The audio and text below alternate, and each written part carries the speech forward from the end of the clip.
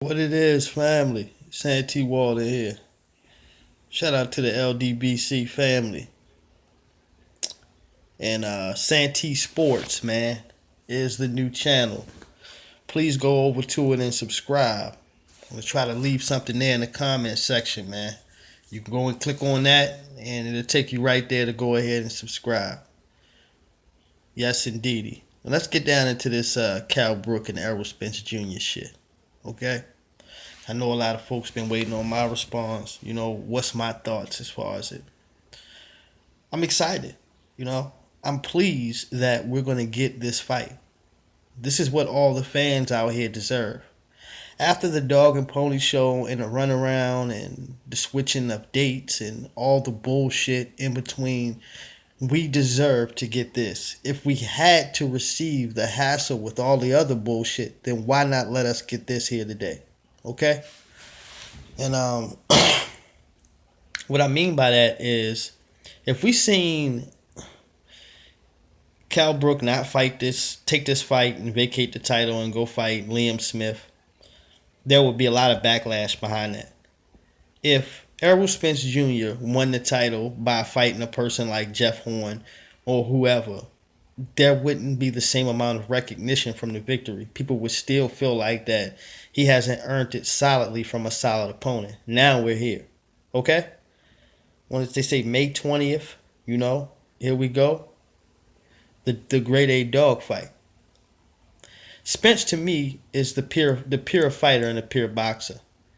A lot of people come off at Brook for smothering and what have you, but Brook is an excellent counterpuncher and he's a great fighter. We can't completely take that away from him. And with all that being said, ladies and gentlemen, this will be a dog fight, okay? For the first couple of rounds. But I believe past the sixth round, Kell Brook will be broken down from accumulation of body shots and being roughed up and to feel the full capacity of Errol Spence's strength. His strength is showed and put on display completely against guys like Al Jury and the other opponents he's been in there with, to let you know that he's absolutely no joke and no cupcake. This is something that he's begged for, that he's wanted for so long, that he's been deprived of. This is why so many of us stand behind this man, not only because we are Errol Spence Jr. fans, it's because we see the potential of him being at the best at 147 and how he could destroy those guys that are in front of him. Anybody can talk the talk right there while it's convenient and there's no serious opposition.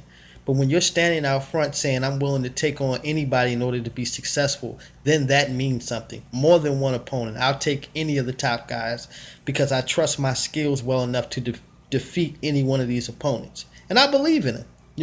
I really do. Yet, and still, he's not in any space of all-time great. Neither one of these guys are. Okay? Now, you can say Kell Brook has had more years and more time and experience. Both individuals need each other in order to be successful, to reach that pinnacle. No different than Muhammad Ali needed Smoking Joe Frazier, or Kelly Pavlik needed Jermaine Taylor, or Jermaine Taylor needed Bernard Hopkins. All these things come into fruition when you're talking about a great fight, specifically to entertain the fans and to elevate a person's level on the possible pound for pound list. Okay? Spence business is not done here yet. There's a lot more obstacles for him to climb. With the victory over Kell Brook does not solidify him on anything. It just shows that he's arrived and he's able to beat some of the so-called top competition in order to put himself in a position that is significant as far as 147 is concerned. Not only that, and I want to put this out here so people can understand. Kell Brook has had a long, long journey of not doing what he's supposed to be doing, bullshitting the fans, fighting cupcake mandatories and what have you, and so forth. I say all this to say, if this man wins and he is successful, look forward to that for the rest of his career until he wants to retire. And whenever you talk shit, he will always reflect back to the fight with Triple G, the Sean Porter fight, and possibly the victory over Errol Spence Jr. Spence, to me, has to win this fight. Not just for himself, for his legacy, but for the greater good of the sport of boxing. Excuse me. the greater good. And what I mean by that is I want to continue as a boxing fan to continue to get competitive matchups. I don't want to see you fight the fucking mailman or the cab driver. I don't care to see that. This no name guy that we never heard of. And you're trying to hype it up for the reason why we should tune in and pay attention. No, fuck you. Okay? What I would like to see personally as a hardcore boxing fan is the best fights possibly that you can give to us. And Spence to me is personally on that level because he's shown key elements that he can destroy and get opponents out of here quickly if he so desires. Okay? Not only that, you mix in with the Keith Thurman and Danny Garcia situation there. That's beautiful. The only thing that's a mishap in this process is Manny Pacquiao, which I have a special video for him after this. But shout out to Black Fight Fan TV. But with Pacquiao, I say that in particular because of this Jeff Horn fight that is, that is coming. And you guys already know my feelings about that. I've made a video on that already.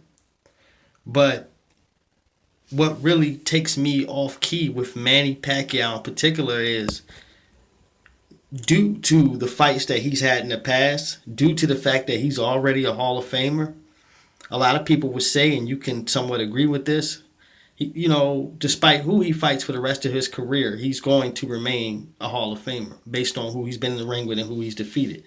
Because of that, which we know and what he's shown us, he's not going to take any tough fights against these young, hungry lions to to get his head chopped off and possibly be embarrassed in the ring by any of these guys. I do not think so. If it's one opponent that possibly he may get in the ring with because he feels like he has an advantage, it's Danny Garcia. And possibly after Danny Garcia knocks Keith Thurman the fuck out, if that happens, he's definitely going to stay away from Danny. Okay? In a lot of cases, we have things so mixed up because we haven't seen these guys get in the ring yet. What is going to happen is a whole lot of clarity as far as 147. There's no more speculation. You can stop imagining in your mind of possibly what would take place if these two guys get in the ring. Now you have an opportunity to see it. Despite who you favor in the Kell Brook matchup with Errol Spence Jr. or the Keith Thurman matchup with Danny Swift Garcia, we're going to have an opportunity to see these fights. And that's a bigger gift than anything. And I don't care what stable it's at or where it's located, whatever.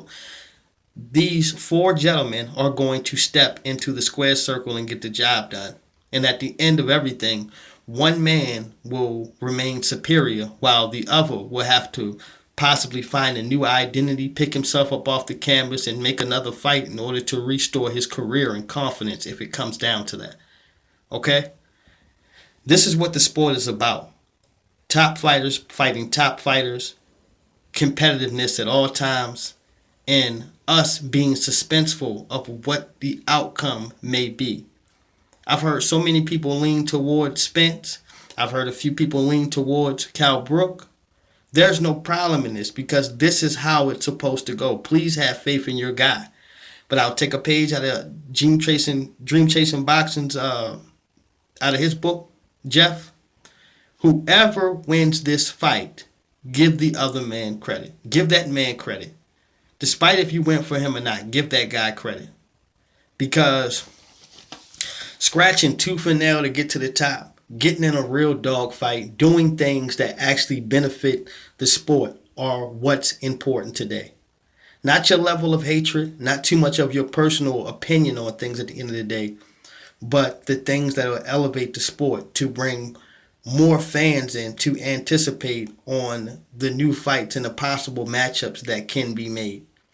Now, I'm not saying the winner of Spence and Brook is going to fight the winner out of Keith Thurman and Danny Garcia. That's not what I'm saying, even though I wish it could go down like that. That's not what I'm saying at all. But what I am saying is this. In this situation that I'm speaking about, there are 3 titles involved, okay? So at least for one angle at least, you can stop looking in one direction. I'll say that. Or 2 directions. You can stop looking that direction. Because when you look at that defeated man, however it happens, knockout, decision, or whatever, He is no longer in the race for number one at 147. This is a division that Floyd Mayweather Jr. cleaned up at. He made a lot of money and destroyed a bunch of opponents. So to see all four of these guys, man, everybody's undefeated. Somebody's old must go. Somebody's legacy has to take a dive, man. This is a very serious point here in the sport of boxing as far as the level of intensity is here. Despite the personal comments that have made you feel uncomfortable from Angel Garcia, fuck that guy. Despite the bullshit that Kell Brook has carried on with, playing around, talking about how he'll fight Amir Khan, this guy with this loose ass chin, fuck the bullshit. Now, we can relax and be comfortable knowing that we are going to be delivered two great significant fights at 147. So that should be enough, at least, for the hardcore fan that has been deprived to calm your nerves. I know it calms mine, and it soothes my soul as well. Because all I want out of the sport of boxing is to see the elite get in the ring with the elite, the cowards to let go of their titles, get to the back of the line, and stay the fuck out of the way when it comes to people trying to actually establish legacy and do what a champion is supposed to do, which is fight the best opponents in front of you in order to establish who is greater, who's the man, who's a chump, who's a hype job, and who's wasting everybody's fucking time. This is Santee Walden, family. I'll holler at you. Y'all be safe now. In a minute.